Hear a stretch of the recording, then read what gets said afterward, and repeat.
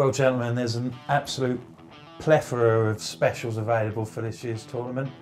What's caught your eye, Mark? Yeah, I really like in these tournaments looking at the top nation scorers. So I've had loads of bets in these, so I just try and whiz through a few. In the Ukraine one, Yarmolenko, who plays on the left wing, Ukraine play like a 4-2-3-1 formation. Yarmolenko is the one in the left wing of that in the free who's asked to get forward. He's been heavily supported actually from 8-1 into 6-1. He played very well against Estonia. He did.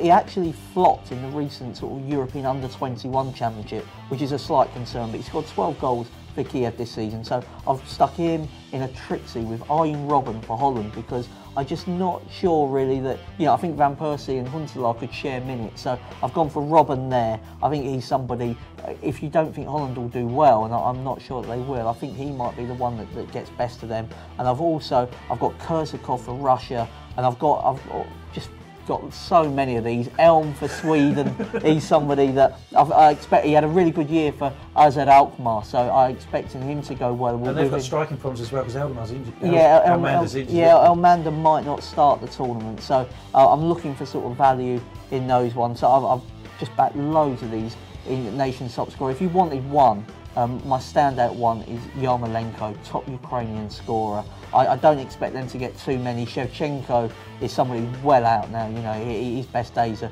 behind him. Milevsky is actually the favourite in this market. Specials, James? Yeah, on a similar theme to the outright, I like the look of Germany to be highest scoring team. I think they're about 7-2 you can get, which is a little bit bigger than them to actually win the thing. And I just think their best form of defence is attack. They admittedly slightly depleted team, but they lost a friendly 5-3 in Switzerland. And I think they will concede goals, but they just have such a ridiculous amount of attacking quality. And as we've mentioned about Spain, they're fantastic champions, but they're not a team that goes out and beats people 3-4, 5-0.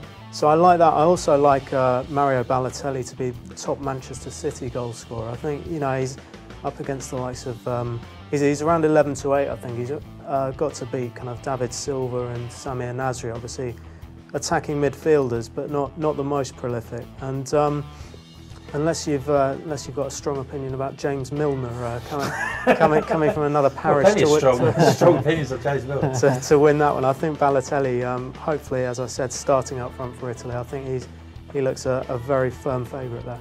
Well, before we get on to our worst specials, the ones that we'd be quite happy to like, my top special bet would be Ozil's a big player of the tournament. And looking down the line, the last 4 players who have won this in the European Championship, all midfielders.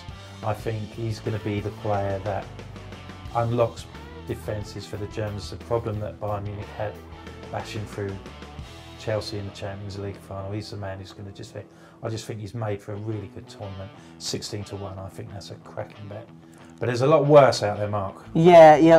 I just forgot one bet I would like to point out, and that's Kasai to referee the final, the Hungarian arbiter. There's only 4 referees at this tournament that have officiated at a major tournament before, and I expect one of them to get it. It's basically his turn, from what I can gather. He refereed the 2011 Champions League final, the 2010 World Cup semi-final. I think he's a very strong favourite here at 6-1.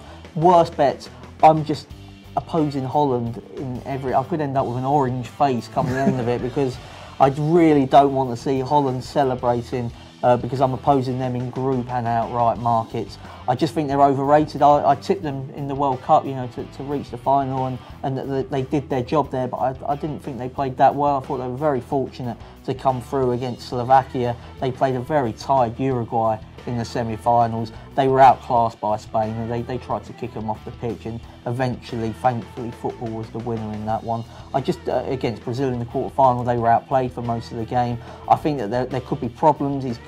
Van Marwijk has got an issue in that he's got so many forward players. I don't see how he can keep them all happy.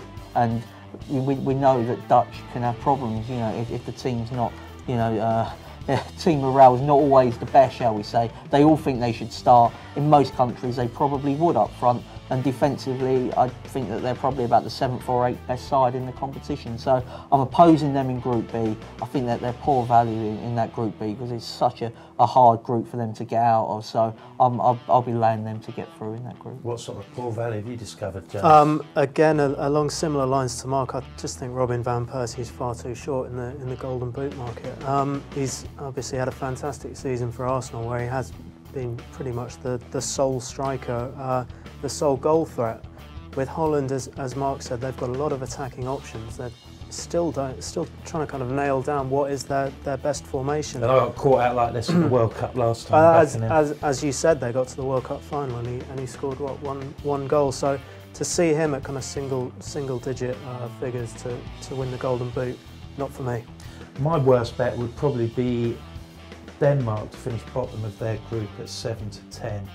This is a team that's 10th in the world. I think if they were in Group A, they'd be favourites to win it. And they finished ahead of Portugal in qualifying, didn't they? They've got a settled team. They've got some good youngsters. Big reports about Ericsson having a big tournament. They've got an established manager who's a shrewdy, who knows his business. I'm not mad about Holland, and I'm not mad about Portugal either. People were saying exactly the same things before the World Cup. They only managed to score in one of their games. Ronaldo didn't have a great time, and I'm not so sure that they're going to pull up many trees this time either. So I think I wouldn't touch Denmark at 7-10 to finish bottom in that group.